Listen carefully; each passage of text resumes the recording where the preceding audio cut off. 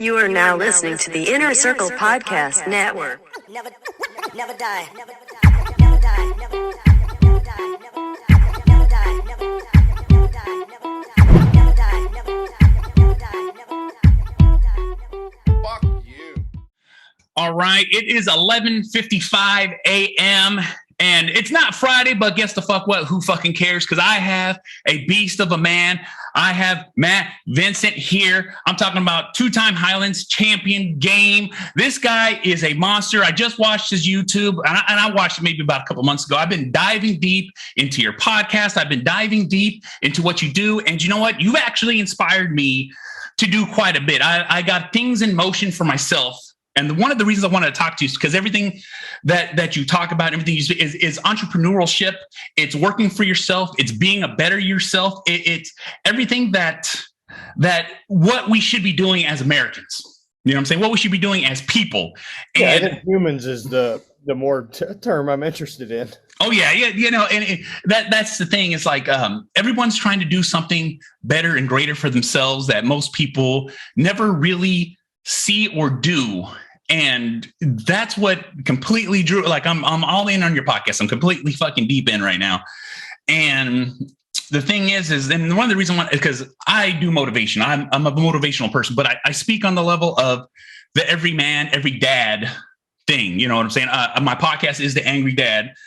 But the thing is as a father, I've gone through so many things in my life that are fucking insane and fucking crazy. I'm talking about I've gone through 2 divorces. I got 4 kids. I got kids from different mothers. I've been down in the dumps. I've been shitted on. I fucking drank myself into a stupor and I fucking hit rock bottom, but I've gotten myself back up and I've created something for myself, a brand. And that's what I liked about motivation. And that's what you're doing here. You've done something that, you know, you've gone through pain, you've gone through these great accolades in your life, and yet you're still striving to do best. And that's what I'm here to talk about. That's what I'm here to speak with you about. I mean, what's the other option? Being complacent and being like, we made it and fucking hang out. I don't get that. I could feel myself slipping into that at one point, and then when that wake up call had happened, that really generated with my father passing. Was kind of the first step in me realizing, I don't know, that I needed to change whatever the thing was. At that point, I'm 26, 2014, and relatively living a normal life. I'm still doing, it's funny to say that. I'm living a normal life, but I'm not. I'm not. If I look back at it, I'm not, man. I'm still doing the Highland Games. I'm just starting to travel as a professional athlete. I've won a world championship, and my life is very normal, but I still have this exceptional thing, which was me getting to compete. Or I don't know that exceptional is the right term, but I had a thing that I'm obsessed about that I had to do. And so whenever that went away, and then I realized like I didn't know a purpose. I didn't know what to be anymore. I didn't have, I never equated having the identity of being a Highland game guy. That wasn't my thing. I remember saying a lot that like, this shit's not like my PRs aren't going to be on my tombstone. This is a really rad thing I get to do. It's not who I am. But where the real fucking test came was when I wasn't able to be athletic anymore from injury. Now, being inside a machine that I can't fucking operate, that's not one I was prepared for in any way. I was very lucky to get out of it and only have to deal with it for a short run. But as someone who damn sure built who I am and my confidence and my ability to focus on a goal and work hard and understand that it's the fucking 10 years of just laying into something every day, of obsession. That's what gets you to where you're going. That it's not this short-term thing, and it's never going to be. It's 10 years of just progress, of not stopping, of constantly trying to figure it out. The same way strength training was. And so once I'd lost the ability of the athletic side, I just started applying all of those rules to everything else. Of like, where can I get better? How can I push it? If it's 1%, it's worth doing. Like it's worth trying. And for me, the motivation was like, I know I'm dying, right? Like that's it. Like time's fucking ticking, dude. Tick tock. And being really aware of that, and then getting hurt and having that ability taken away, it just got really dark. I couldn't see myself riding the fucking clock out in that state. And so now that I got out of it, and now that it's been able to compound and build and work and grow and do it, like I just want to share all the fucking strategies that worked for me, because I understand it fucking comes. I also understand that I'm so fortunate. I have a plethora of resources, and a lot of people don't. And so trying to share as much information that's helped me as possible is really what I want to do. You know, and that's exactly why I love listening to your show. And at this moment in time, that's why I wanted to really talk to you, because this is something that most people don't understand. Is like, there are resources. There's ways to there's people that think the same way that we think. There's people that are gone through the same situations that we're going through. And the thing is like, you know, it's understanding what you can do. It's understanding what your passion is. It's understanding that you can, you know, push through what happens that's traumatic in your life. There's a lot of things, there's going to be a lot of ups and downs, but the thing is, you got to learn how to manage them. And you've learned to manage them. You've learned to deal with them head on and push through. And it's so crazy, because like when I watched your YouTube video and your movie on the documentary of you doing this mountain hike, Fraser. and people don't understand how hard something like that is. It's literally an all day thing, but you pushed yourself through, you persevered. You know, I know you had the hip surgery. I believe you had the knee surgery, and, you know, just to go through those kind of surgeries and still push through that kind of work and that much effort to just show people that you can do these things. These things are possible. You know, I know you're having pains and you've gone through these things, and it's just so like inspiring. That's why I want people to understand, you know what I'm saying? I want my audience, those who are seeing, look, if you want to see something different, you want to see through the eyes of somebody that's been through this, guess what? I'm going to put the link in the video in the notes so you guys can check this the fuck out, because it's crazy. You know what I'm saying? Like I said, just watching what you've done and what you're doing, it inspired me to even start my own online business. You have many, but you have Hate Brand, you have Habit Coffee, you know what I'm saying? You have your men's group, and like, these are all resources it's not a men's group. It's just a group. Yeah, it's just a group, but it's one of those things that, like, you know, it's building community, understanding that community around you, and like I like seeing that grow. I like seeing that there, because it's like, you know, I'm in California, I'm in the Bay Area, and I always feel like a fish out of water. You know what I'm saying? Just my sheer size, who I am, the place that I'm at. You know, I stick out like a sore fucking thumb. And the thing is when I can see like people like you, I can relate to, and I'm just like, man, this is fucking crazy. You know what I'm saying? And then even just to get you on my podcast, I'm just really overjoyed with that, because it just shows those milestones of stuff going on.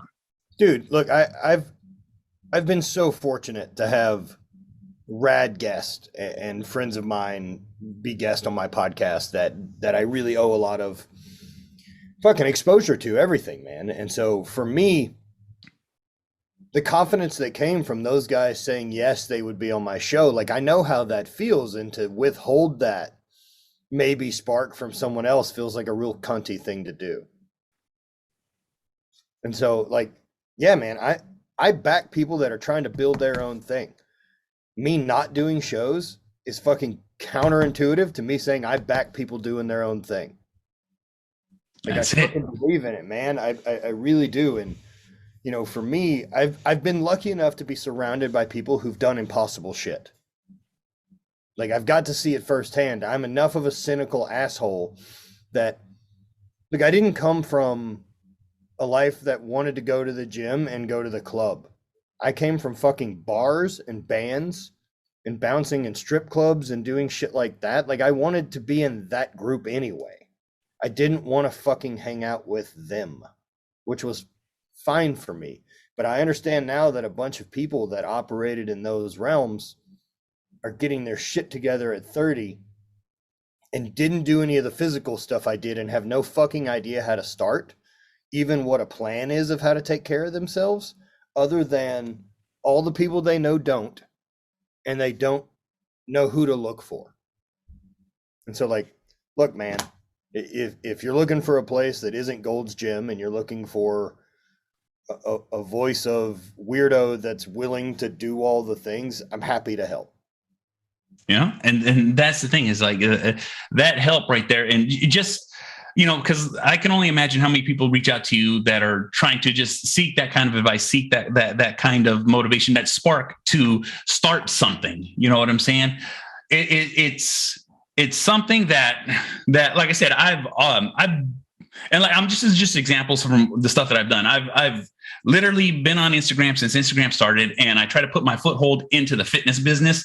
Back in 2016, I literally got ran over by a forklift. Guy was going full speed, wasn't looking, crushed my back, crushed my shoulder, stopped my bodybuilding career, and started a whole other thing of issues and problems. But the thing is I still wanted to create something. I still wanted to do something, and actually got into podcasting.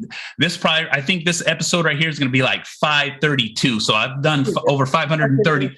Yeah, exactly. I've and if, a lot of my podcasts are just short and fast and to the point, because I have a set of motivations that I want to get and that I want people to understand. And just even back in October, I literally had I got caught COVID, had a full blown 100% blockage, blood clot, had to have surgery so fast that I was awake while they were doing the surgery, and they were playing Raining Blood from Slayer in the background for me. That's a fucking interesting life experience, my friend. Oh yeah, no. Hear about it and not have it. And then that's the thing. That's why I started gravitating towards your podcast and listening to what you have to say. Because the thing is I've gone through these hard things, but I never let it get me down. I never let it stop me. I never let it get in the way. And that's what I want people to understand. Like when people see your situation, seeing what you've gone through, and understand that you're conquering these things in your life. And when you're going through these things, it really fucking helps to see other people doing it. You know what I'm saying? I always, like I said, I always refer myself as just the everyday person. I'm a father, I'm a dad, I'm a husband, I'm a brother, I'm a sister. But if I can make it and do it, you can too. And that's the same example that you're putting out there for people. And look, man, I think that there is a time where people are having kind of an awakening, right? Where things are a little weird the last 2 years, and a lot of folks in our age range have, up to this point, essentially done the thing they were supposed to do. And that was go to school and do the sports and then whatever that was, and then get a job, and then meet a person, procreate, start families, do all that, and then land this job. And then you realize that like all of a sudden you're in this routine that can't be stopped. And you're not 100% sure how we've got here so far, other than it was in motion and you're more of a passenger than at the wheel. And I just want people to understand that they're at the fucking wheel. And that if you want to do something else, if you want to try something else, there's ways to go about it and figure it out. And no matter what it is, it takes time.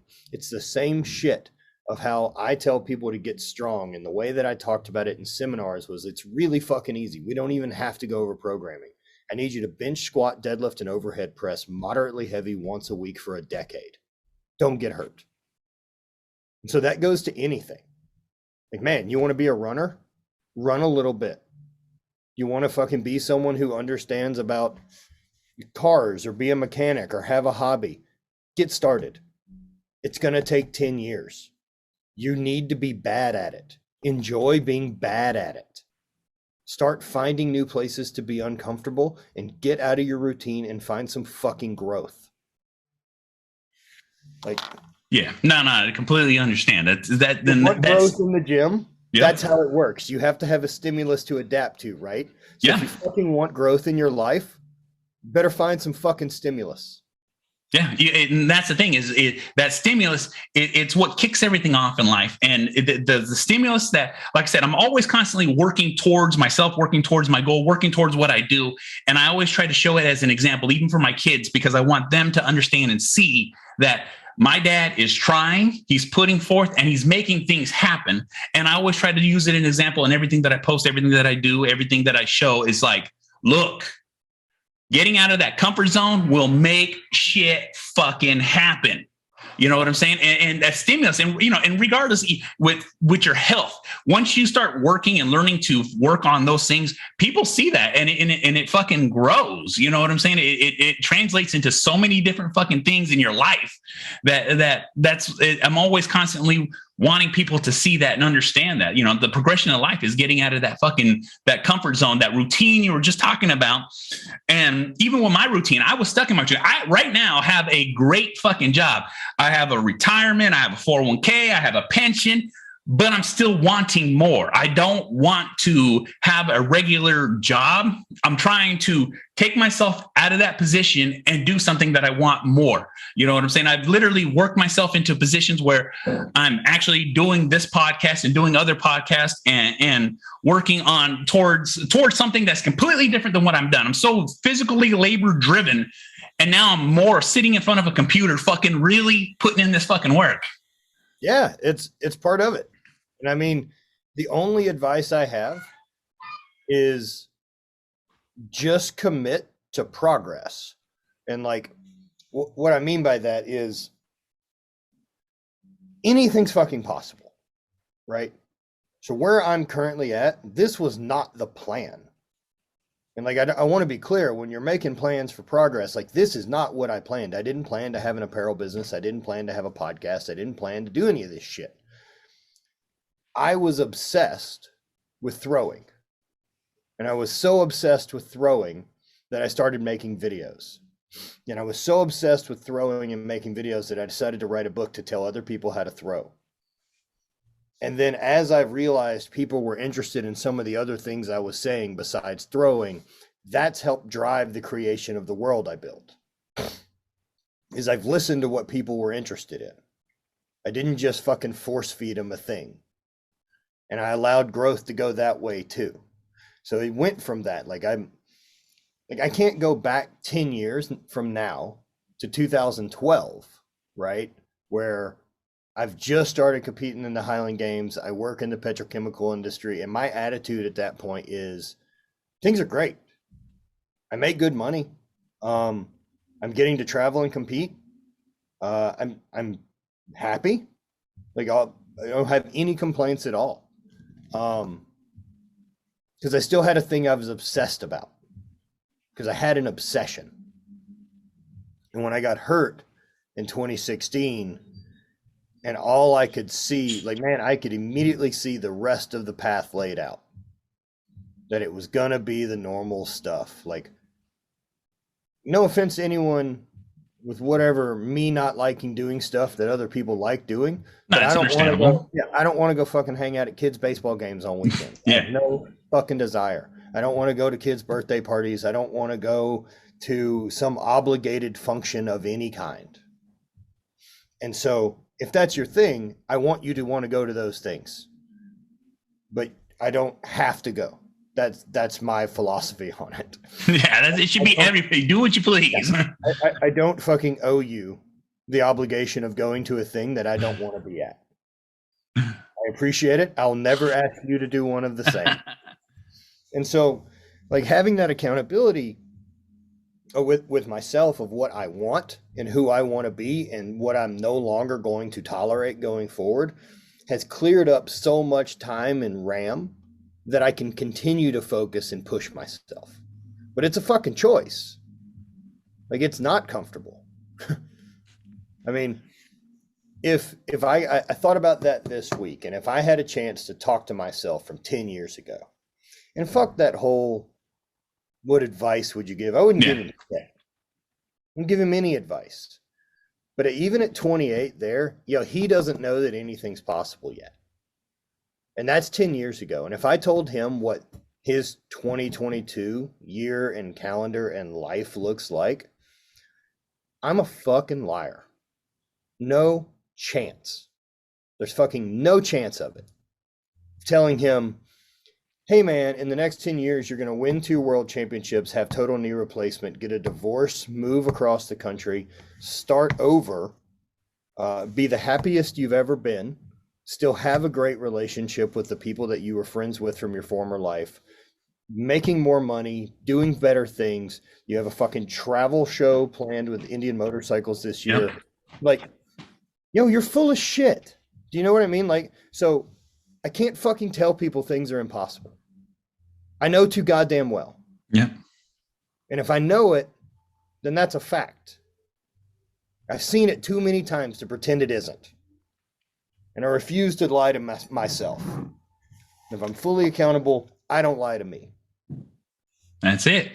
You know, like I said, even in my account, growing up, I grew up in the one of the worst neighborhoods you can grow up in. I live dead center in the middle in the Bay Area. And, you know, the statistic for me, and this is not from my parents, this is not from my family, anything like that, it's either I'm in jail for life or I'm dead at 18. That's just how and what I grew up in and what I was doing at that moment in time. And even if I were to go back then and tell myself how I ended up now, fucking blown away, because I'm no longer in that situation. I'm no longer that situation.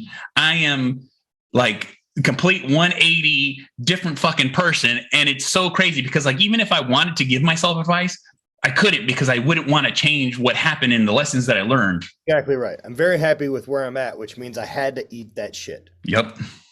And I got fucking plenty of it. Oh yeah. You know, what I decided was I won't do any of the things that caused me to eat that shit last time again. Yep.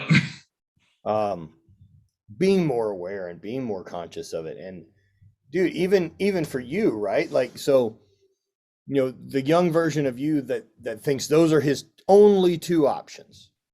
And so getting a job, being comfortable, having a house and being financially stable, at some point that was your absolute fucking dream. Yeah.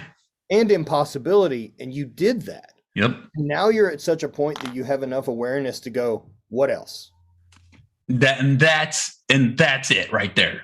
Good enough. It's not that I'm unhappy. It's what else can we do? We have time. Let's fucking go. Let's grow. You know what I'm saying? And that's exactly like what the words that you used in the last 3 of your podcasts were: growth. This is no longer this is acceptable, but I can do more. I can be more. And just by using those words, I've been telling myself and doing podcasts that it's like, I understand that I've reached what my goal is, but that goal is no longer what I'm chasing. I want to do something more. Like even right now, I'm going to a stand-up comedy event. I'm a fucking gangster from the hood now doing stand-up fucking comedy. You know what I'm saying? I'm just starting out, and yet I still got booked a gig. Yo, I dig it, man. And look, that type of shit, that getting up there and being uncomfortable, you and like doing stand-up and doing open mic stuff, what people don't get, yo, that's the fucking reps. Yeah. That's the choosing to walk against that part of your brain that says, fuck this, get the fuck out of here. This is uncomfortable. Everyone's looking. We're going to fail. And you say, fuck you, get on the mic and we do the job. That's it. I'm all fucking in. Fucking perform. That's exactly it. That's the confidence that you build from doing uncomfortable shit is we perform when I fucking say so. That's it.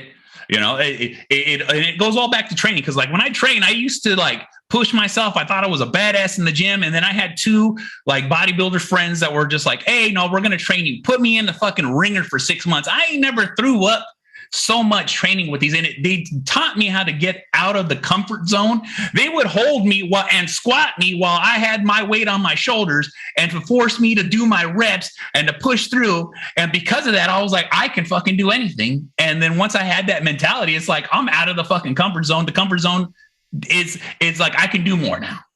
Also, because of your injury, you're on borrowed time and you know it. Yeah. Yo, you didn't have any of this. It was all gone. Yeah, it was all gone. All fucking, you know what I'm saying? Flash before my eyes, you know. Dude, I get it, man. And I get it, right? And like, even with Fragile, you know, the first night we watched that, we happened to be in Montana with some friends. And my incredible video producer, Brant, has been working on this thing for like 6 months. And so finally it's time. I'm like, hey man, we need to see it. We need to see it. So we're at a friend's house and we decided we're going to watch it. I haven't seen anything that he's done of the edit. I know what I filmed. Yeah. That's it. And we sit down to watch it, and one, I'm super fucking stoned. Which it's a good way to learn to watch things.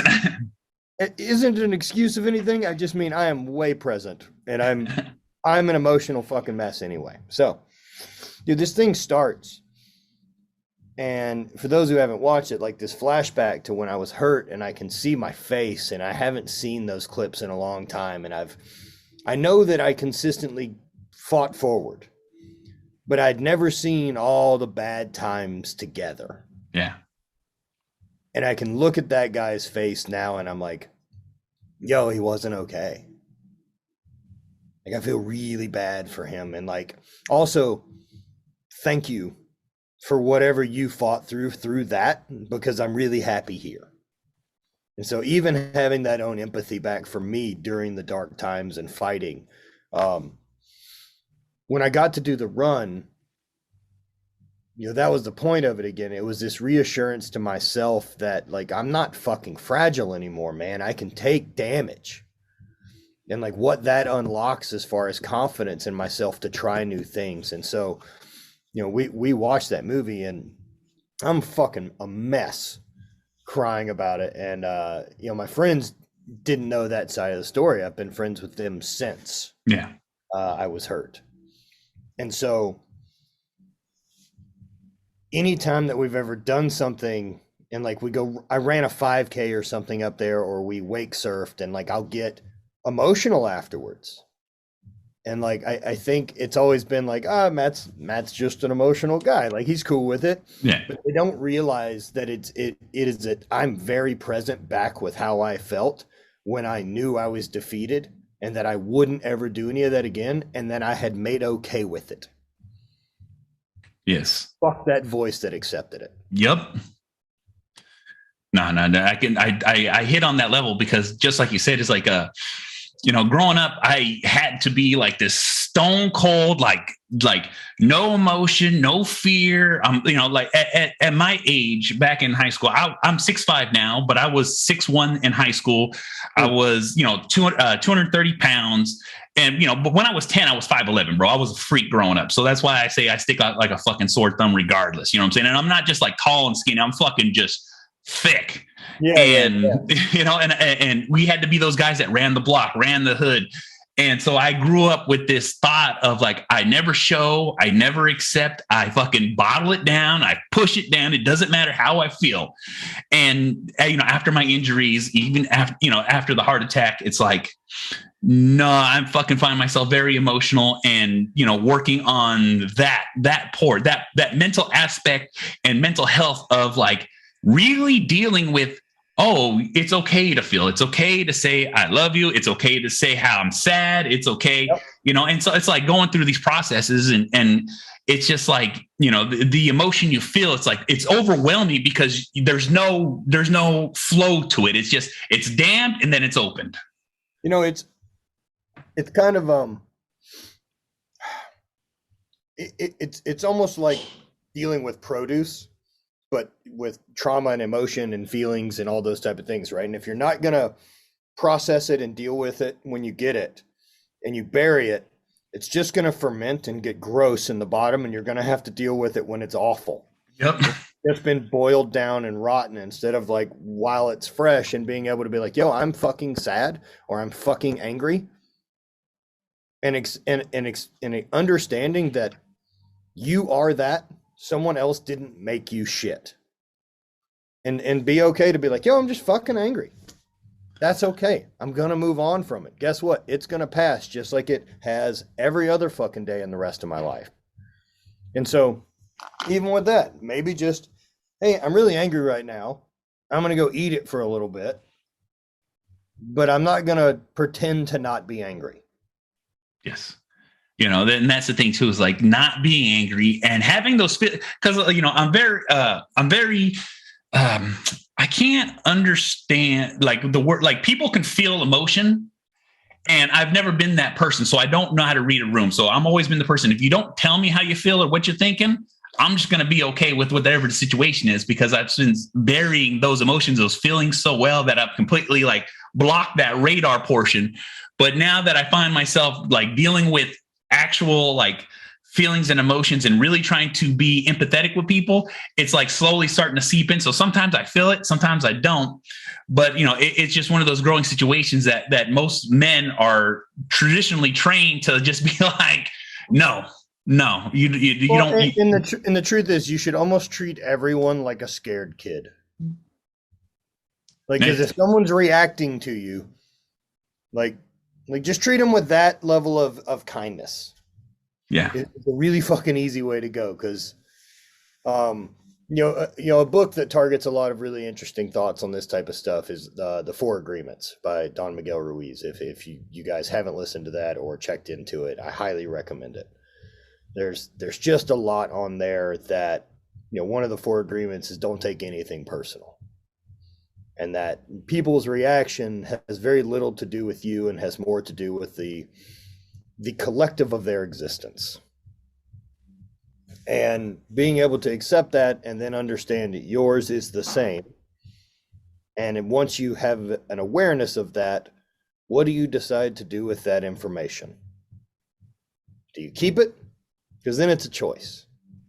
And I like choices. So the more I can be aware of, the more choices it gives me, the more freedom I have to decide what I want to do. I'm definitely gonna have to look into that book. You know, like I said, I'm always trying to at least add to the collective powers of what's going on. And, you know, it's just like, I want people so desperately to like understand that it's okay to be a man, but it's also okay to be sensitive. You know what I'm saying? It's okay, because the majority of my listener base it's pretty much all men. My wife does listen to my podcast, and a few other females that I do know, but the majority of mine is men. And the reason that I always speak on this, because it's okay. I'm going through these processes and stuff like that. And just how you're speaking about it, I want people to understand that these are the things that are okay. It's okay to accept the emotions, accept the feelings, and deal with them, not just put them off. Just don't feel like you need to blow them off. But it's like, well, look, fucking emotionally unintelligent fucking babies aren't cool dudes at all. I don't want to fucking hang out with you. Exactly. It's the fucking truth. It's the fucking truth. No fucking interest. I have no interest in that, or dealing with people who are into posturing. Like, I just don't give a shit. I don't have time for it. I have zero interest in people or things in my life that create drag. That's it. And when that drag happens, some people don't understand that you're doing it, and some people just don't care that they're doing it. But I'm always trying to, because I used to be one of those guys. I used to be one of those fucking meathead fucking like, you know, and then all of a sudden I flip my switch and I'm no longer it's dragging my life, dragging my emotions, or carrying this luggage that would be the weight of the world. And it's I always want people to have that eye-opening moment, because I remember when my eye-opening moment was in my life, I was sitting in the back of a work truck as a delivery driver, wondering why my life is a piece of fucking shit, why I'm fucking failing, why I'm this horrible fucking person. Meanwhile, you're living a younger of your dream. Yep. And that's what I'm saying. That in the moment. And I had that epiphany in that moment. Like I always ask this question to myself, why? And when I asked that self why, I actually heard a voice say, it's because you're letting it happen. Yep. And I was like, oh shit, there is a choice. Oh shit, I can choose what I'm doing. It's just not an amalgamation of like the world making me do it. You know what I'm saying? Dude, like I believe there's something into creating your own universe. Yes. I've got to see people who are fucking masters of it. And it seems to be something that's incredible when you get a chance. And there's different levels of it, no doubt. But if me starting to build my own universe was simply when I converted my garage into a gym, I had a space. I had a space for this outlet, for this obsession, this thing I got to lean into. And then I realized, like, in that realm, I got to be me. It's safe. It's perfect. It's mine. It makes me happy. It's not for someone else's fucking view. And then that has just continued to grow. And I've made clothes I want to wear. I've made coffee I want to drink. I have a fucking talk show with a studio that's what mine would look like if I had a studio, right? Like what you have, right? Yep. I fucking love it. I don't want Joe Rogan's studio and I don't want someone else's gym. This is mine. This is why it's styled the way it is. This is why it looks the way it is, because it fucking represents what I'm into. And like building your own fucking universe, whether that's have a vehicle you like to drive if you're stuck fucking being in a car. Yeah. It doesn't have to be expensive. Liking a vehicle and expensive are not the same fucking thing. Not at all. There is, because like my dream car is not the same as anyone else's dream car. And what I like to drive is not what everyone else likes to drive. Even weirder to me if you don't have a dream car, or if you don't have like I have on my vision board, I know all of these things. I know what my dream things are. I know that if something terribly goes awry in my life and I end up with $1 billion, I know what that house looks like. Yeah. It'll have a fucking moat. Yeah. It will not be wasted on fitting in some other neighborhood. It will have a fucking lazy river around it.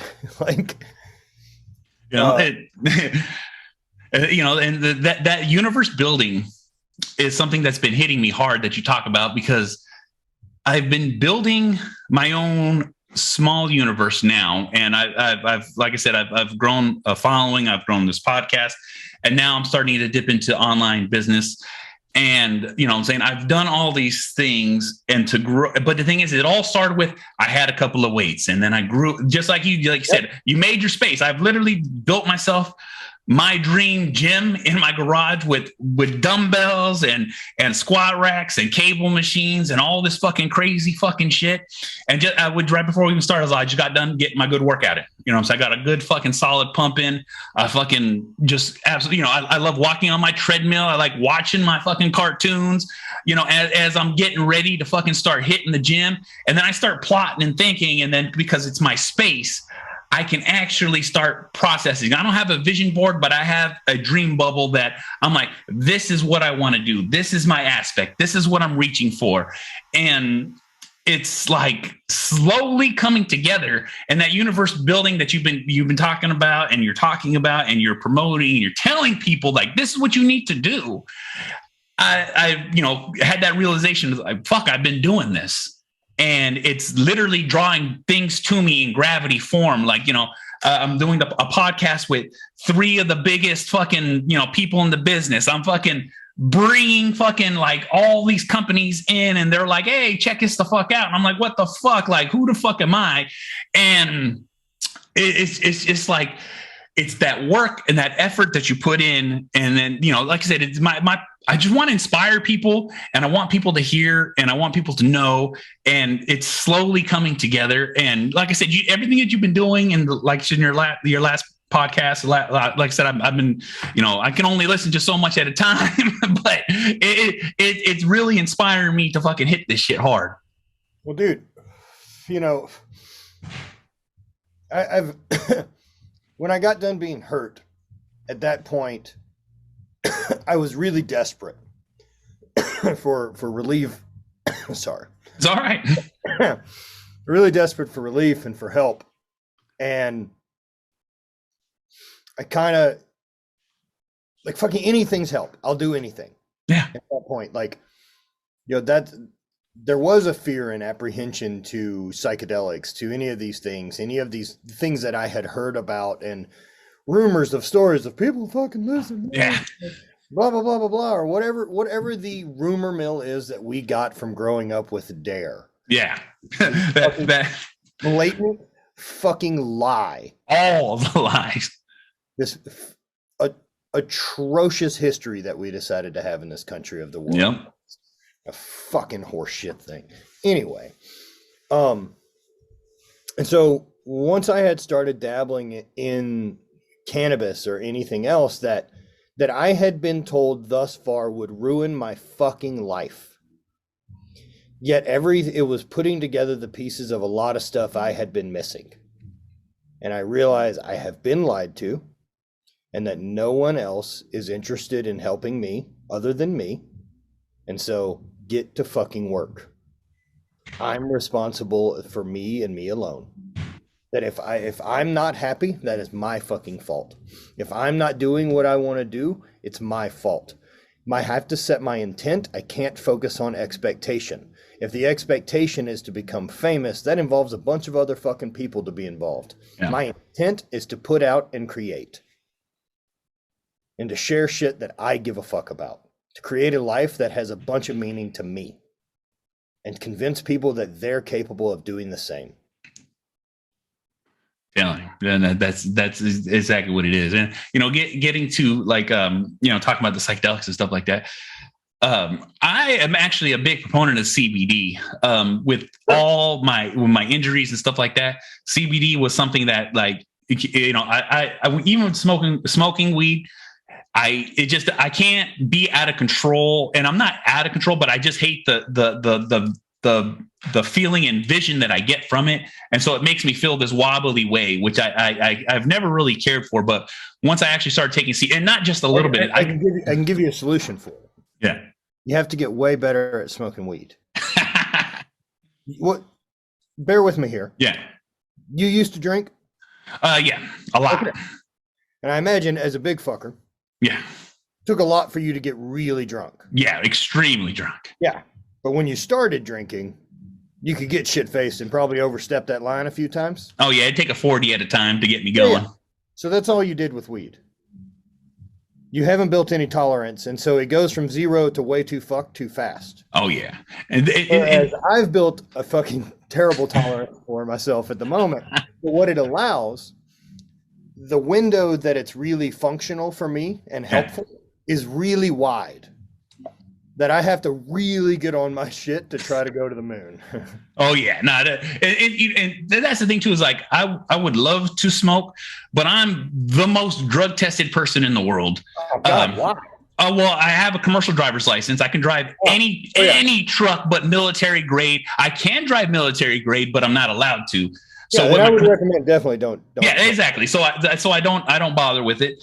Also, too, the company that I work for, because of my appearance, you know, it is what it is. I'm covered from tattoos from the profiled. Oh, I'm 100% profiled. I've never, ever, you know, not expected. Every time, you know, I've been dragged out of the front window of my car more times than anybody else by the police.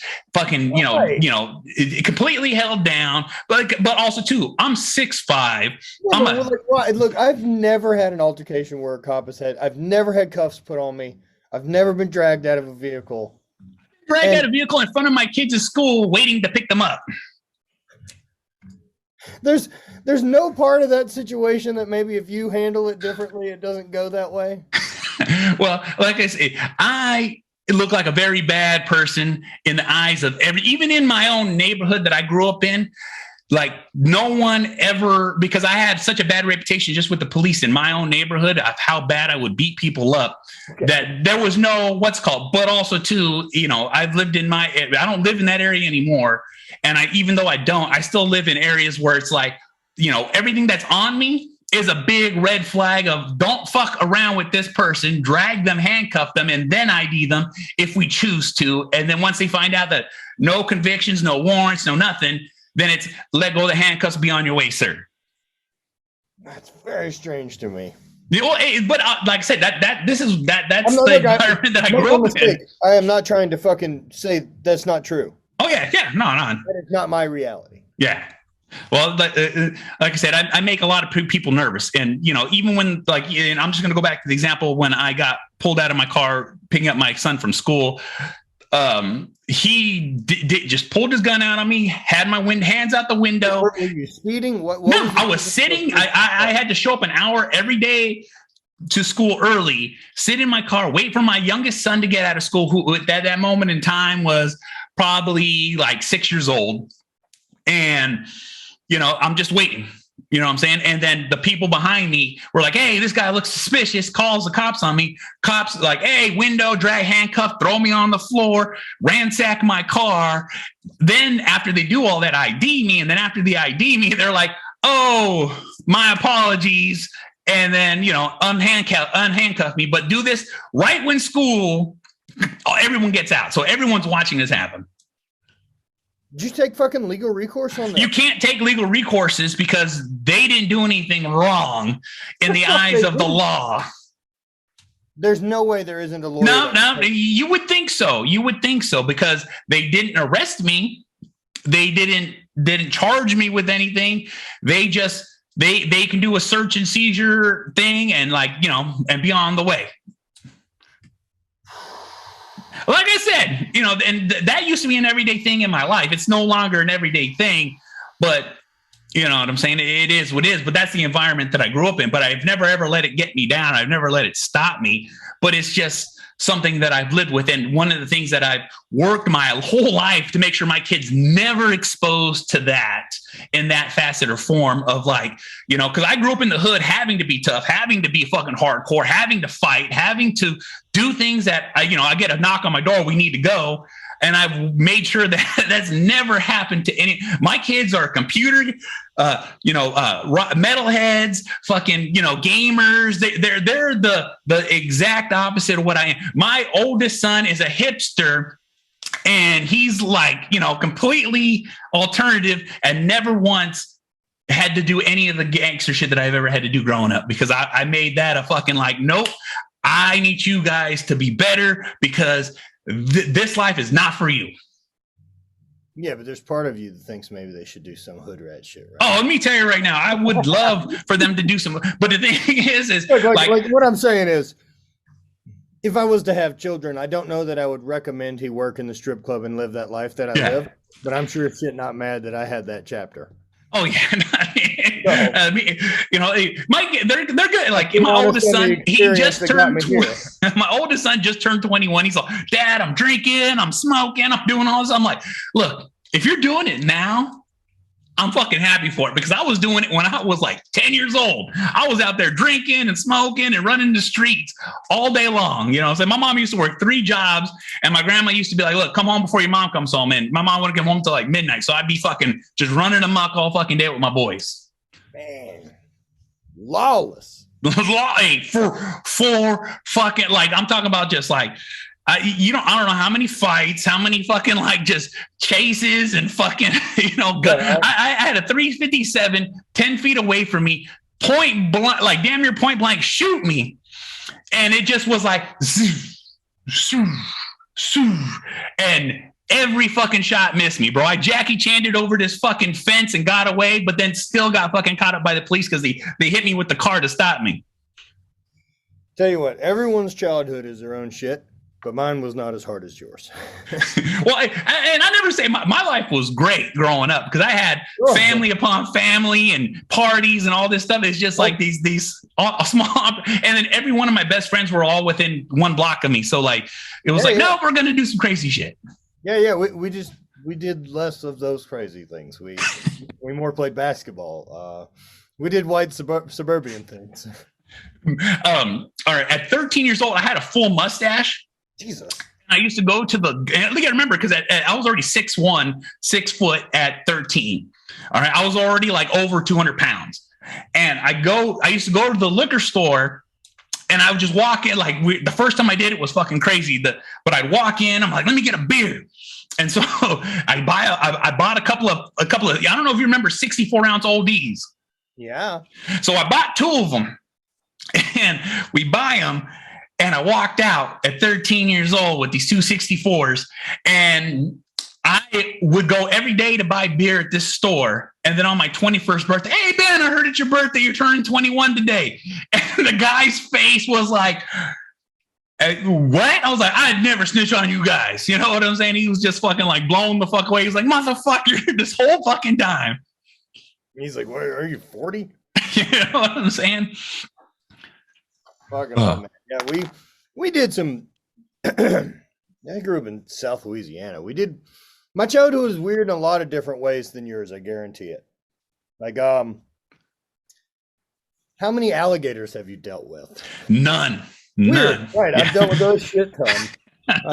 Growing up and like hunting alligators, we did that. So we trapped on land. And one of those weird life experiences I have is basically every summer for 2 weeks, we alligator trapped and like would pull 160, 130 Damn. alligators out in 2 weeks. And yeah, like a weird thing that I've done that I like the more and more I realize and travel and meet people because I'm not in my fucking hometown, I realize how cool and unique it is.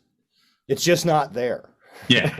You know, when you're there for so long at a place, you're like, it's normal. And then when someone from the outside comes in, like, what are we doing? What is fucking going on?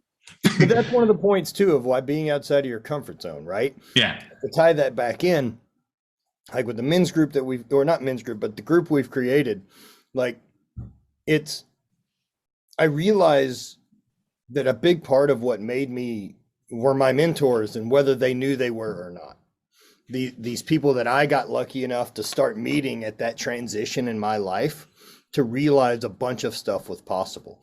You know, me getting a chance to make friends with Kyle Kingsbury, who was someone that was very open and emotional and had a very different way of looking at things than I did. And I was craving options. And I've always been attracted to like, they're doing something different. What's going on there? Because the more I was around Kyle and Aubrey and, you know, they were doing a lot of open relationship stuff at the time, was just a very eye-opening thing to get to see. And lucky enough for me, like I got to be close to it to an extent that I could see it wasn't bullshit. And not only that, they weren't pussy dudes. Yeah. Right. And because I'm not into that either. I'm not into weird fucking passive people. Male or female. I like fucking people that know who the fuck they are and know where they want to go. Very direct. Yep. Happy. Yeah. Let's fucking go. I don't want to beat around the bush. Let's be honest with each other. Let's make decisions. And I want you to succeed. You want me to succeed. Fucking A, let's do shit. That's what I'm talking about. I don't care what your background is other than that.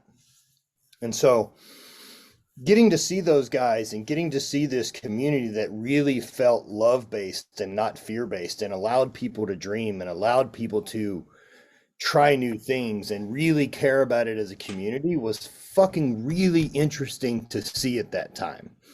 And to see that it was so different than what I had been brought up on as maybe love is a scarce commodity.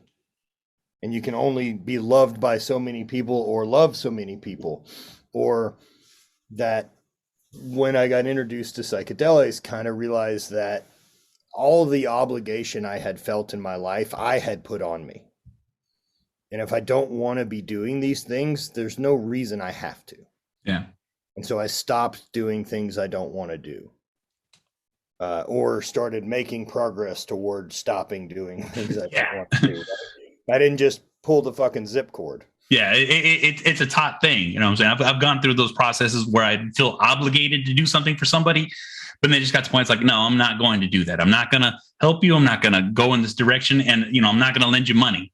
You know what I'm saying? It's just, you know, and at this point in my life, I am very okay with saying I don't operate out of obligation at fucking all.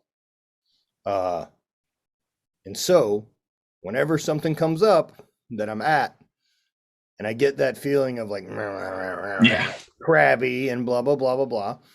I have to remind myself, you don't do anything out of obligation. So you chose to be here, motherfucker. So shut the fuck up and do it. Because this is where you said you wanted to be. If you don't, fucking leave. That's it. You don't know anyone's shit. Fucking walk out. And if you're not going to walk out, be present. Exactly. These are your only two options. We're not going to sit here and fucking pout and make it worse experience for anyone else around us. That's shitty, that's unfair. And that starts when I don't give a fuck what you want to do and what progress you want to make, as long as it never impedes someone else's good time. Yep. That's how it's supposed to be. You know what I'm saying? Like say in that situation, that venom spreads out real quick. Fucking leave instead. Yep. Like, well, why am I going to sit there and just ruin the whole fucking time when, I'm like, hey, guess what? I can solve the situation. I'm not happy. I'm upset. Guess what? It's just time to go. You know what I'm saying? And if those that are around you, they'll understand. They'll fucking get it. Like, hey, you got to do what you got to do. You know, and I've had a lot of those experiences doing outside sales for an old job and traveling around and having lunches with obligated lunches. Yeah, for sure. And at this point in my life, I've had enough fucking obligated lunches.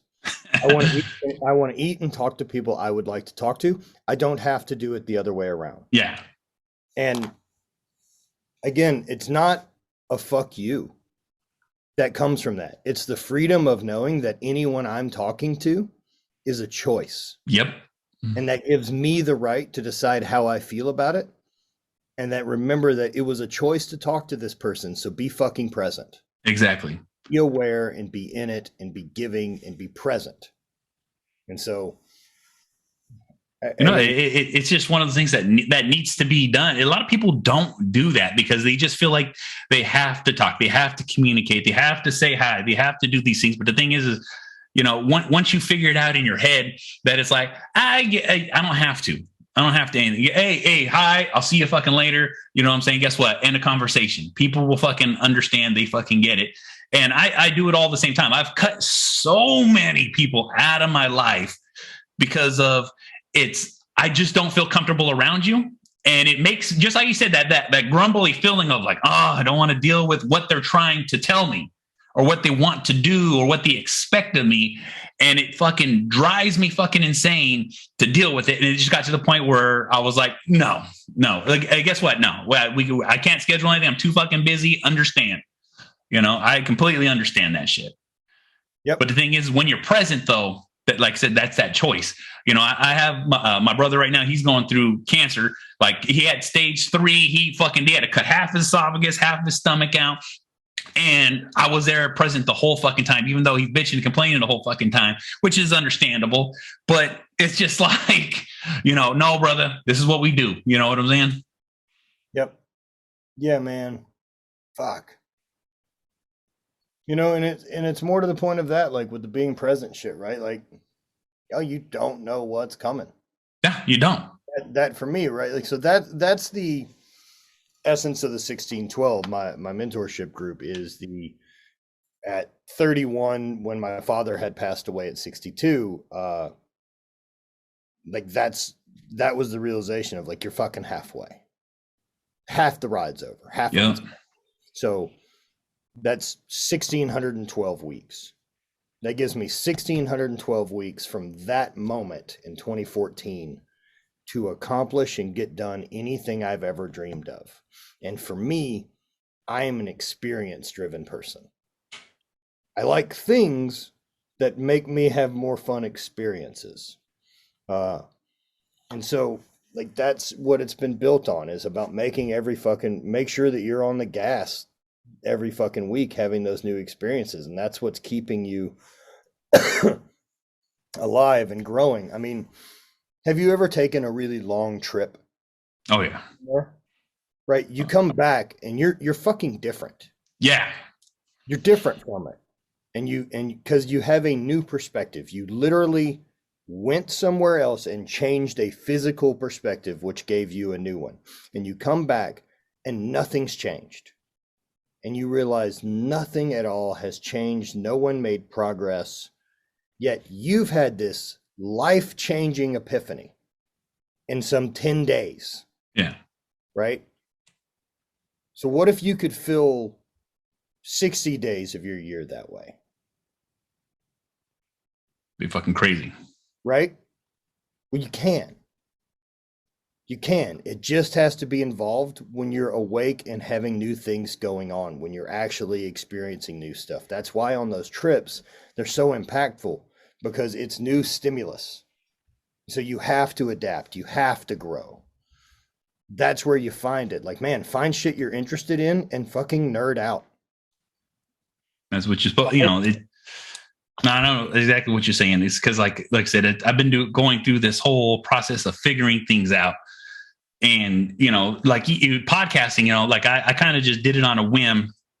And when I did it on a whim, I kind of just like, I did a very basic setup. And then now I've gotten so deep into like figuring out equipment, doing equipment, running equipment, programs, downloads. And it's like, I've never been this nerdy person, but I've been geeking out on like, oh, I just found this new program. I'm doing these new things. I'm fucking, just advancing what I'm doing. And when you start nerding out like that and you start gathering this knowledge of programming and editing and fucking, it's just like so fucking crazy to me that I've actually learned this shit because I've never been a technical person. I've always been a fucking nuts and bolts guy. Yeah. Say, look, man, I didn't go to school for video editing or graphic design or any of that. Yeah. I taught myself enough that was able to build the business to where I was able to hire people who were actually good at it. Yeah. And, with the podcast thing, as far as like buying equipment or having a studio or doing any of that, I did that because it makes it more fun for me to podcast. Reason fucking number one, because it made it more fun for me to do it. Yep. And not only that, the other side of like accountability I love that comes from having a nice studio is I'm the weak link. This show is not unsuccessful or successful because of the technical issues. I can't ever say, fuck, if we had better headphones, we'd have more listeners. Yeah. You know what I mean? Because I'll do it. I'll fucking lie to me. I'll try. Like, oh, if our speaker quality is the problem. Yeah, no, I do the same thing. Right? Fuck that. So I know it. That I have to get better. And so how do I get better at podcasting? I go be a guest. How do I get better at podcasting? I have more conversations with people that I don't know what they're going to fucking say. Yeah. Goddamn fucking true. It is reps. It is reps. And it's going to go right back to, like I said, doing the stand-up comedy and doing something that's out of the ordinary, a completely different venture, something that I would sit in my car, listen to Joe Rogan, him rant about his friends about doing stand-up comedy, thinking I can do that. And I used to sit there and have real thoughts in my head, like, I'm funny. I can do this. All I got to do is get up there. And it finally got to the point where I was like, oh shit, I'm really fucking up here. I'm really fucking doing this. And oh my God, I'm getting fucking booked. You know what I'm saying? Dude. Yeah. It's even with that, right? Like I look at those guys and like other comedian friends I have is like, I have spoke to crowds and I have made people laugh, but I am not a fucking comedian. I understand the difference. Yeah. There is a huge difference. Yeah, I believe I have the capability of being funny, but I am not a fucking comedian. Those guys are fucking ninjas. They're terrifyingly good at what they do. And if I ever mistake someone who's good at something, whether that's high-level actors, musicians, comedians, anyone that has to do the reps, if I ever think that their thing is any easier than me winning a world championship at the Highland Games, I'm doing me a disservice and their whole fucking thing. So realize how hard it is. Yeah. Right? Like fucking good work, dude. And understand how fucking incredible it is if someone masters it. When you see someone who can craft their profession, their story, their passion, and mold it into something that makes it look so smooth and easy, it's like that's the pinnacle of performance. You know what I'm saying? I've seen so many people at open mics and at comedy shows just fucking kill it, and then how many times I fucking just eaten shit just trying to fucking like get these reps in and fucking like, do these shows and fucking drive and and it's just like, it's so fucking crazy because like I said, it's just like, this is something I thought I can do. And I stuck to my guns and I started doing it. And then, just a little bit of recognition here and there. And I'm just like, okay, I got this. I'm still not great. My appearance completely throws everybody off when I get on stage and they don't know whether to laugh or go check their fucking pockets. Fuck, man. Doing the reps, right? And like every once in a while, I still have I have moments where I'll go like, "Holy fuck, I did that for a while," and like weird that is still kind of what's going on. Yeah. And so, like, I mean, even going back to when I had the bicycle shop, like, what I liked is we were making some T-shirts, and then I liked selling merch for my buddy's band. And like, so that's where the reps came in. Like I knew that I could sell merch. I had an ability to communicate or talk or do sales. Yeah. And then, of course, that's what I spent the next fucking 10 years doing professionally, which has translated into I have an ability to communicate. And so which has turned into podcasting, making videos, doing anything else, or coaching or anything. And so like seeing these long-term repetitions play out throughout the course of my thing, it's really interesting to look back at and like have these, like I said, look back at a chapter and you're like, fuck, I did that for a long time. And so that time of eating shit, like, I think it's important for people to understand that everyone you've ever admired had that. And so if you want that thing, that's part of the path. So be stoked when it starts happening. Yep. Because even if it's stand up, I imagine it goes a bit like this.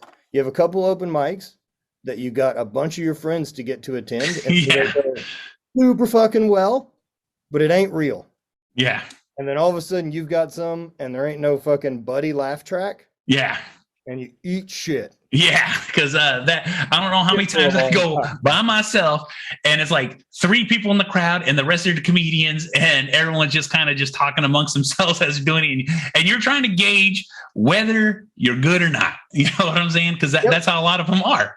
You know, it's just so fucking, reps are so fucking important. You know what I'm saying? From training the gym to trying to do bodybuilding to trying to get myself into the fitness industry to putting these reps in for podcasting and then putting these reps in to do stand-up fucking comedy. And now I'm putting in the reps trying to start a new venture. And it's like those reps, they teach you fucking a lot. But also the important thing is, especially with, say, your entire journey thus far, right? And mine as well.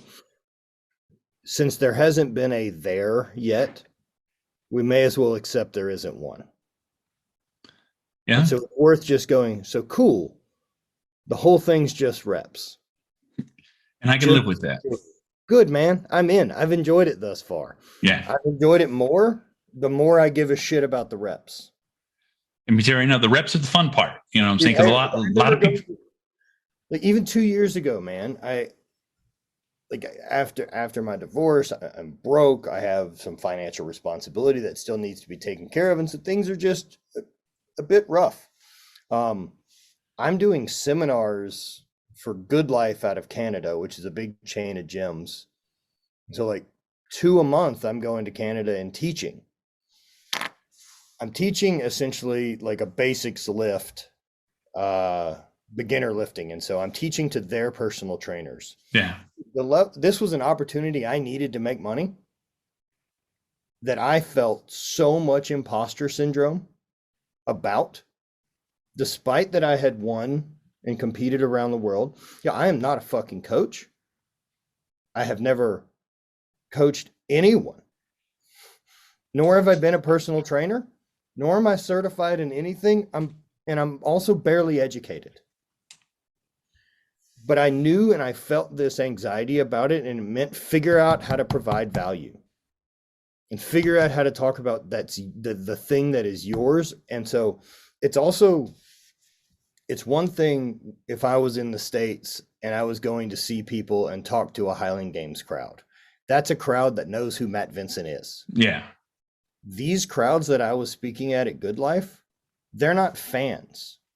These were people that work for Good Life that get to move up the ladder for taking classes.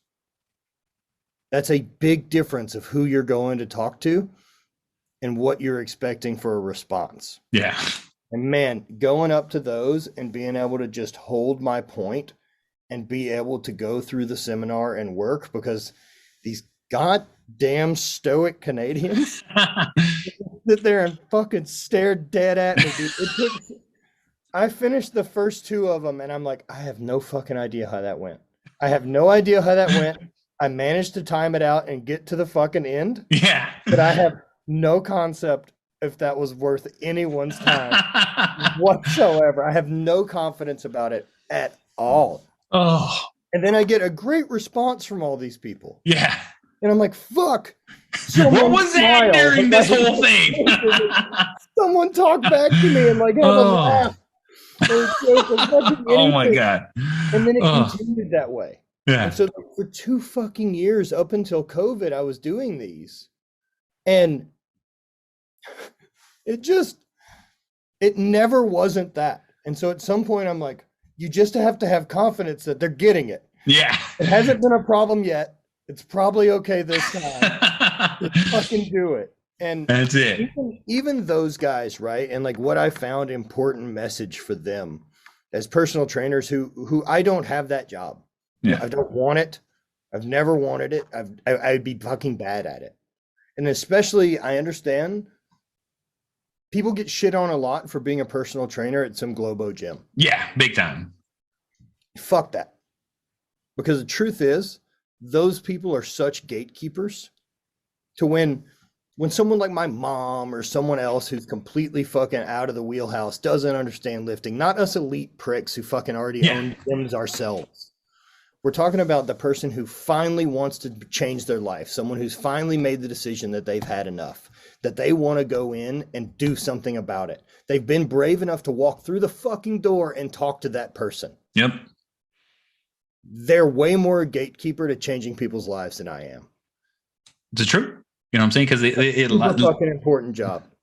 Super fucking important job. And even with talking about this, one of the things I'm doing is I'm going to be recording a sequence of videos of me just demonstrating not just the basics, but basics of like the right way to stand, the right way to position yourself, the right way to hold your hand, breathe, but hear it and see it from a gym bro, a gym person, a regular fucking person that's like, look, because you know how you saying personal trainer, when I was training myself to do bodybuilding, I actually ended up accruing a crew of guys that would just show up at my time to just work out with me and do what I was doing. And then I ended up finding out that I love training. I love teaching people how to do this, and not just teaching. I want to work out with them. I want to have them in my group. I want them, hey, adjust this, change this, chest up, shoulders back, breathe. Look what you're doing. Look at the mirror. All these basic things. And it's like every one of them physically changed in my group. I literally had a crew of bodybuilders, of friends and people that ended up becoming my brothers just because they saw what I was doing and wanted to do it. And I never once ever told them, you have to pay me. No, look, you just show up. Here's my time. This is my schedule. I train 6 days a week. I was training 4 hours a day. You guys show up, and guess what? You're going to get the wealth of knowledge. And I would tell people, look, once you've learned what you want to learn, you're no longer going to need me. You can do what you're going to do. The only thing is I'm here to just point out to you like, hey, guess the fuck what? This is what you need to do. This is what you're doing wrong. And let me help you do it. Let me show you how to do it. Let me work with you. And then once he started working with me, I was like, oh my fucking God, everyone's fucking physically different and emotionally different. And like the mindset of them are no longer the mindsets that they had when they came in. And I love that. That was my passion. You know what I'm saying? COVID hit, it is what it is. But that's like what I want to do with my life is to not just hold it, but like, no, free, take it, use it, fucking add it to your life. Because guess what? It just takes a simple encouragement to change people. And that's what I love. Yeah. And I mean, man, as long as you getting to do that fills your cup, lean into whatever allows you to do that. Exactly. If that means it's transition from one thing to the next, to the next, to the next, whatever keeps that cup full, and that's honest with you and you can stay passionate about it, keep running. And that's it, man. That's what, like I said, it's just one, I didn't even know that was a passion until it started like happening. And when it started happening, I was like, fuck, man, I really feel fucking good. I hear so many times that people don't know what their passion is. And I get that too. I get the thing. And so like for me in that situation, then why aren't you investigating? Like if you don't have a life's passion, your life's passion should be finding your fucking life's passion. Goddamn fucking truth. And it sure as shit isn't doing the exact same thing every day. That's not how it works. Yeah. Watch new information on TV, pick new shows to watch documentaries, do a bunch of random shit until something sparks. And if nothing else, enjoy the experiment of eliminating shit you're not interested in. It's something that I've always preached in every one of my podcasts. It's like, you can find it. You just got to work for it. You got to look for it. You got to do these things. One of the things I didn't know I was ever going to be good at was axe throwing. You know what I'm saying? And it's like, oh my God, I got a passion for axe throwing. So we fucking do axe throwing. And it's like, what the fuck? You know what I'm saying? It's like, there's just so many different things. And I'm like, I just want people to find passion, have passion, and then know what it feels to live with that passion. You know what I'm saying? Yep. Yeah, man. I know Insane. What it's been for me. And again, like, that's been the consistent thing. Like, if I look back at everything of like, what's been consistent? What have I always had since it switched on? And it's been, I've had something that I am completely unreasonable about. You have to be. I have something that I'm completely unreasonable about that I have to do. Yep.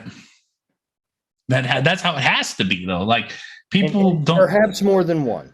Yeah. Well, that's the thing, though. Even with that, even more than one. Like, I have things I have to physically do. I got to get up. I got to walk on my treadmill. I got to sit down and have time with my dogs. I got to sit down and like I have routine things that this is something I love. And I'm going to spend my time doing it, whether it's a little bit of time or a lot of time, whatever my day allots for me to do, it's going to get knocked out the fucking park because I want to sit down and enjoy what I want and what I want to do with my life. Yep. That's it. No one else gets a vote. No one gets a say. So one of my sayings is you're number one. That means I don't get a vote in anyone else's. Exactly. Them's the rules. Them's the rules. I have a saying, and I don't believe in hypocrisy on any standpoint. No, you can't have any. You can't have any because, like I said, if people, some people are like, oh, I'm like, there's no, there's no, Guess what? I'm going to enjoy what I love. I want people to have the full ability and right to govern themselves and their body and their mind to whatever they want. That's it. That is it. Oh my God. You know what, brother, this was a great, thank you for coming on. I appreciate you joining the show. I appreciate you just spending your time with me. You know what I'm saying? It's like, like I said, I feel good after this because, like I said, I have so many things that I want to do. And, you've kickstarted a few of those things off and I'm fucking like. Same. I have a ton of shit I want to do. All right. It's fucking obnoxious listening, bro. But it's more and more fun, especially the more and more I realize that since I've accomplished everything I've dreamed of thus far, I should probably aim bigger. What you got to do. You know what I'm saying? It's what we all got to do. Goals are reached, goals are obtained. But the thing is there's always more work to be done, more reps to push, more reps to push out. So one of the things right now I'm thinking about as far as just my training. Yeah. Like right now, and it is the difference I see between me and where I want to be in the next 5 years is that guy 5 years from now has to be able to manage more stress than I can manage now. And so that's what I'm doing now. I'm working on doing things that are fucking hard, whether that's doing the cold tub every single day, no matter what the fucking rules are, or getting in the sauna and spending that time and being disciplined to listen to podcasts and things. Because if I'm not willing to do those things that manage and make my life better, to manage stress better, to work on breath work, to control my machine better, then I don't really want whatever that is in the future. Yeah. You don't get both. I can't say I want that, but not willing to fucking die for it. And you have to be willing to die for it because that's how hard you got to push it. Well, good. I'm going to fucking die anyway. We're all going to fucking die. You know what I'm saying? That's the point. Like, I'm fully aware of that. Yeah. We all have a time mark. We don't know when it's going to fucking be. There's not a risk to trying any of this. That's at all. You know what I'm saying? Both stories end the same way. Everybody's story ends the same way, but it's the reps traveled and the reps done, and not just, like you said, reaching that goal in 5 years, reaching these things. I know what I want in 5 years, and what I want in 5 years is to be able to work for myself, and not just work for myself, but my work for me. You know what I'm saying? you put in these times, you put in these efforts, it's because I want to be able to not just travel and see the world and do all these crazy, like, no, I want to spread my message around the world and understand and people get it and fucking bring those kind of people together. You know what I'm saying? It's just like, and managing stress, it comes with the territory. But the thing is you never know what you can handle until you start handling it. And you get better at anything. The same way with reps, you adapt. I mean, yep. There's no way 4 years ago I could handle the shit that I'm doing now. I have stuff right now that I'm super fucking scared of and I'm super stressed out about. Good. Fucking good. That means you're awake and you're fucking nervous. You like, see anxiety is not a negative thing. Anxiety is a fucking flashlight that says that's probably a thing I should look at. Yeah. And that is it. We should probably grow. No, we all need to grow. And growing is like, it's so fucking difficult, man. Or admit you're okay with exactly what you're doing and don't bitch. Yeah. Both are totally acceptable to me. I'm not saying you have to fucking live like a lunatic. I want you to live however the fuck you want to. If you want to eat ice cream, sit on the couch and be 9 million pounds, I don't give a fuck. Yeah. I don't have any interest in saving you. I will never want you to succeed more than you will. But I want you to do whatever it is that makes you happy. And that's what you're supposed to do, but everyone's level of happiness is different. Like one of my level of happiness is my success and the happiness that I have, that I can see the fortune around me of my kids smiling, my wife happy, my dogs fed, full and laying down in front of me. And like my level of success is the comfortability of knowing that my work is paying off. You know what I'm saying? And that level of success, once I reached it, I'm just like, oh my God, now it's like, no, I need more. I'm venturing out, you know what I'm saying? Taking myself out of the comfort zone of like putting in effort towards something that scares the fucking life out of me, because guess what? I have a secure job. I have a union job. I have a retirement job. I have something that once if I work this out and put in my time to work and just do this mundane 8-hour-a-day job that adds no stress, that is not physically laborious. It is something that I just show up to and clock in and clock out. And if I leave that comfortability, what is the future to hold for me once I walk away from something like that? You know what I'm saying? That's what I see.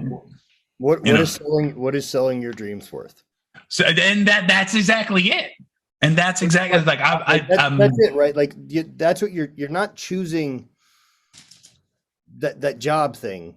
What you're choosing is stagnation for a period of time that you can't have back, that you sold to them. Yep. For this amount of money. And if that's okay with you, fucking A. Yeah. I again, into it. If you're stoked, I'm stoked. There's no right or wrong answer to how there is none, unless you're unhappy. Yeah.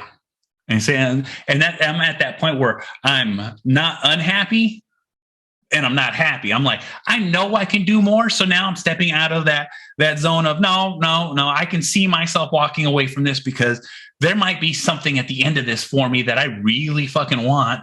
But you can operate in present gratitude and want more. Yeah. And that's really fucking important, because otherwise it's this fixated and you get stuck in comparison. You get stuck in this comparison to where I should be, or I've seen them do this, or they've had a podcast this long. Why aren't I here? Yo, you're where you fucking are, and your progress in your journey is only yours. That's it. The more that you can stay present for that, and stay present and gracious, the fact that you have made a choice and you are moving towards something else, and all you have to do is figure out your puzzle. But you can stay stoked in current gratitude for all of it along the way of still enjoying the growth process of learning. That is it. You know what I'm saying? Like I said, it's like that growth process learning is like, I'm always looking deep. And when I mean deep, I'm always in this process of thinking of like, what's my next move? And I need to make the next move. I'm always constantly planning and showing and setting myself up with things. And one thing I always do is I start speaking what I'm thinking, because I can think it all day and it's going to blow right out of the back of my mind. But if I start talking about what I want to do, it all of a sudden starts manifesting. You know what I'm saying? I'm like, I'm going to do this. I'm going to do this. And then I'll talk to my wife about it too. She's my idea wall where I bounce things off of her all day. And she's one of the people that I can always like talk to and be like, hey, what do you think? And she's all, oh, that sounds good. Or like, hey, what about thinking it like this? And when I get that bounce back, it really helps me get the ball rolling. And it's just like, you know, the more I speak it, the more I talk about it, the more I start walking towards it, the more it starts being a possible idea. Of course. I mean, there's plenty of statistics that show just even with simple stuff of taking accountability, like even voicing something out loud gives it a higher percentage chance of happening. And then telling it to a second person ups that percentage again. And then actually like writing it down and having a plan improves that percentage to like 65%, and having a plan to be held accountable to puts it at like a 96% chance of success. Yeah. And so like, okay, if that's the truth, fucking use that system. Like just beat yourself into it. You know what I'm saying? Like say, yeah. Okay, fuck it. Whether I agree with this or not, I'll just ride out the 96%. And that's what you do. You know what I'm saying? Like you can't see my computer screen, but I have all these sticky notes of ideas, shirts, internet, website. You know, I got all these things that are reminders for me. I got notepads full of shit that I've written down, and it's like, yes, yes. You know, my phone's full of memo notes. Exactly. I'm a lunatic. Yeah, that's what it takes to succeed sometimes. I love it. Like thus far in my life, not thus far, but at whatever point, this side of my personality, this is the side that did really poorly in school. And so this was the part that I really wanted to get control of. Yeah. But the more that I've leaned into letting this creative side that works at whatever fucking pace it wants to, and building a life that gives it the freedom and in a space that it wants to be in, like building out dope in this in gym and podcast studio. And now I work up here during the day like an office. Yeah. And so I have a place that I can go from working, doing creative stuff, to immediately on the treadmill or in the sauna or in the cold, to I can box, I can move around, I can push a sled. It's like I'm getting to walk around in my brain. Yeah. And solve problems all day that way. And so like for me to want to stay in this creative space, I've learned what it takes for me to do it. And I've been able to just push into building what allows me to be more of that. Yeah. That seems to be something that I'm able to monetize. That's it.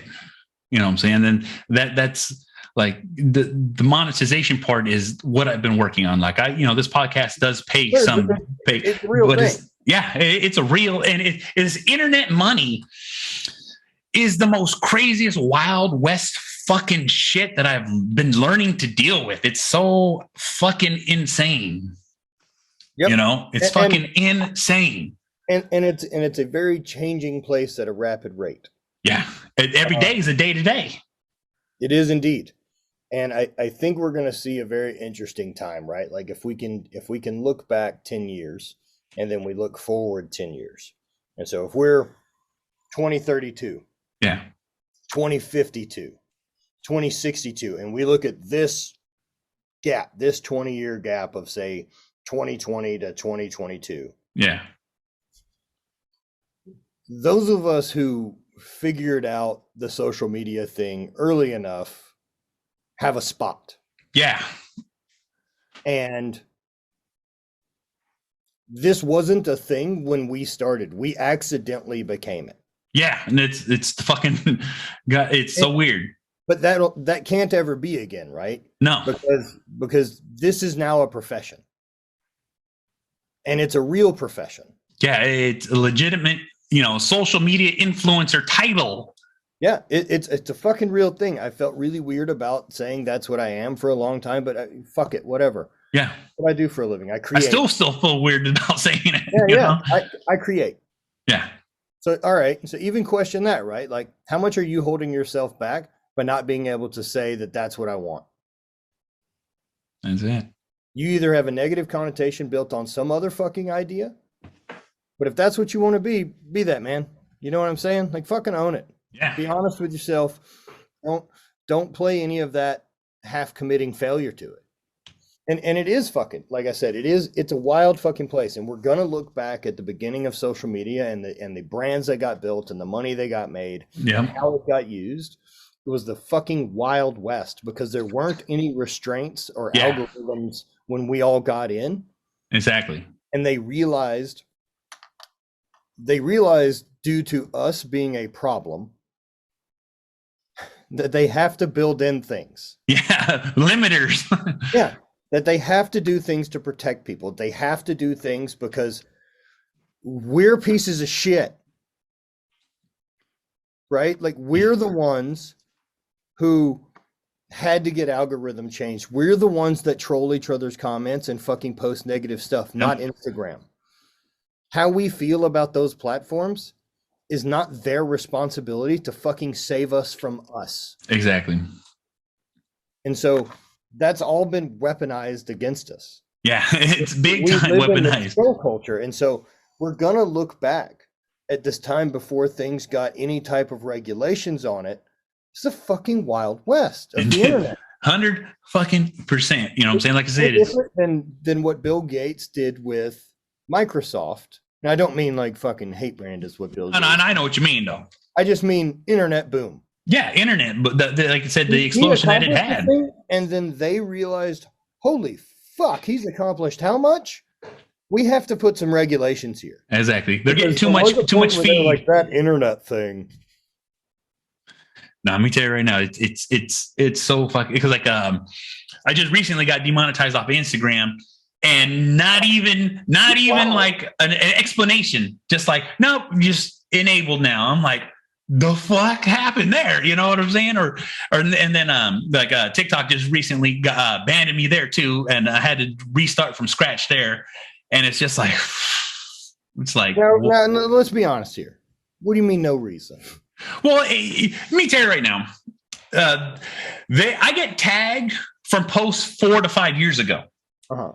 So that they'll be like, hey, you've got infringed because this picture from 2020, 2018 now violates our community guidelines.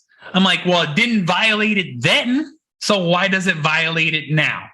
You know what I'm saying? So, or like, hey, this picture shows, violence. I'm like, it's a picture of someone cutting a bagel with their finger in the middle. And so that breaks community guidelines, but that was 4 years ago. So why are the community guidelines now offended to that picture that has no comment, no hashtags, no nothing?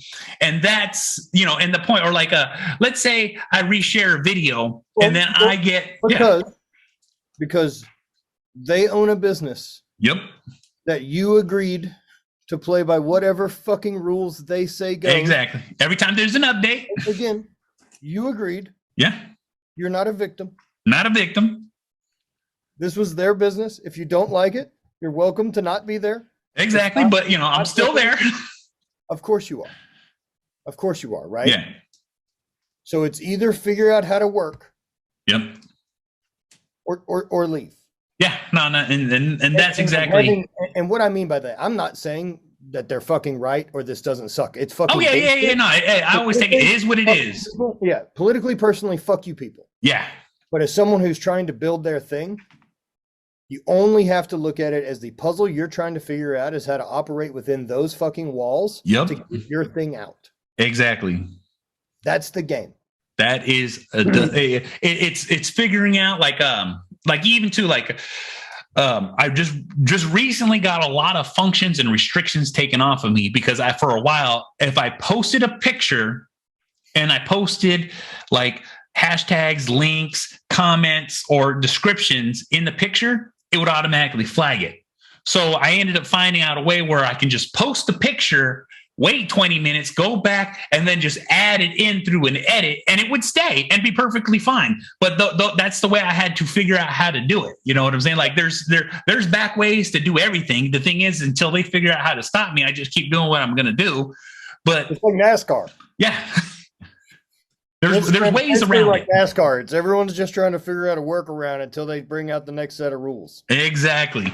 And you know, and like even with TikTok, I used to do this Jim saying, see that, don't do that. And so it'd just be a video or a picture of someone doing something they shouldn't be doing that is just completely ridiculous. And then I got flagged for bullying. And I'm like, I'm physically in that same manner. That's exactly how I said it. I'm like, well, it is what it is. I can't do those videos on TikTok no more. So I only put them on Instagram. But, you know, it's like those small things, you know, like I just did an Instagram video of a bull hitting a guy that ran through a building, and it has the Ultra Instinct sound from it from Dragon Ball Z. And that got flagged, and it's like less than 7 seconds. I'm like, it is what it is. Yeah, there you go. I don't know. Trust me. Hey, I've been with doing Instagram and Facebook and all this stuff for so fucking long that I've learned the algorithms, the workarounds, and I live in the Bay Area where Facebook and Instagram is. And so, you know what I'm saying? I have friends that work there, do these things. They're like, hey, try it this way. Hey, do it this way. I'm like, oh, okay, cool. Cheating. I'm, you know, like you said, we're learning how to work the system the way they set it up. That's it, man. That's it. Or choose not to fuck with it. Yeah, exactly. Currently, right now, like other progress from me is, I don't know what 5 years from now, I'll be 43. How interested am I of doing social media at 43? And if I have to say, have I lost any interest in it in the last 2 years? There would be some part of me that says, yeah. So I would imagine it isn't coming back. Oh, yeah. I may as well start making plans now to hook that guy up so that if he's not interested in doing this, who's not to? So deciding to fuck around with some real estate and deciding to build some online, like some actual community. Yeah. Feels like the right thing where I actually get to deal with and work with people.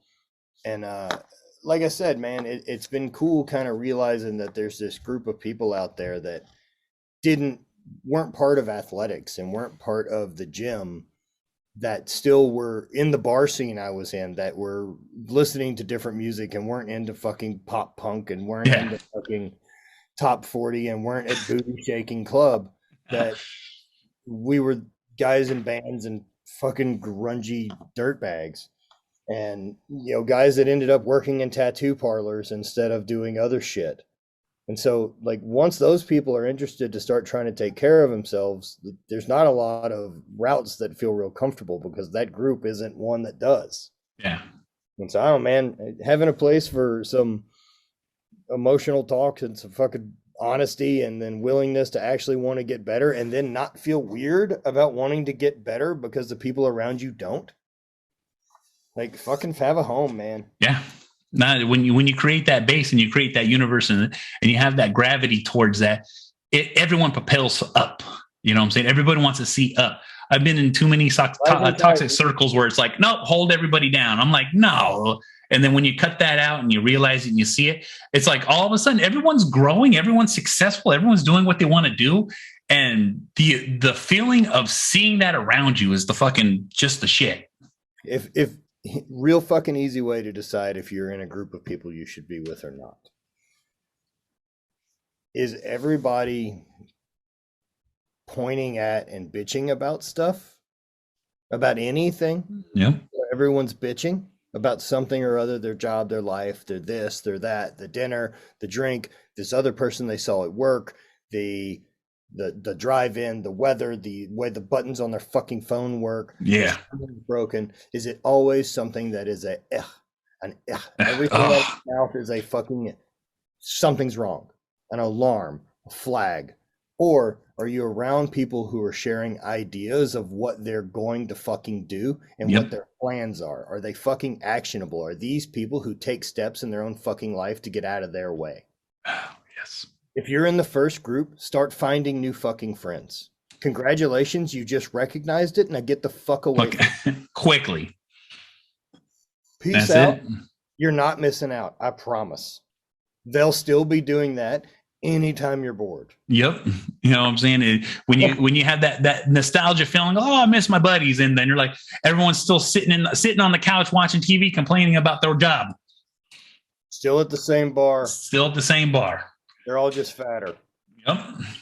That's the fucking truth. Not into it. Well, not trying to relive any chapters. Yeah, and it's all about starting them new chapters. So, thank you for your time. And for everyone listening, you know what the fuck's up. And guess the fuck what? We'll see y'all motherfuckers on the next one. Fuck. Never die. Always living. Always living. Always living. Always living. Always living. Always living.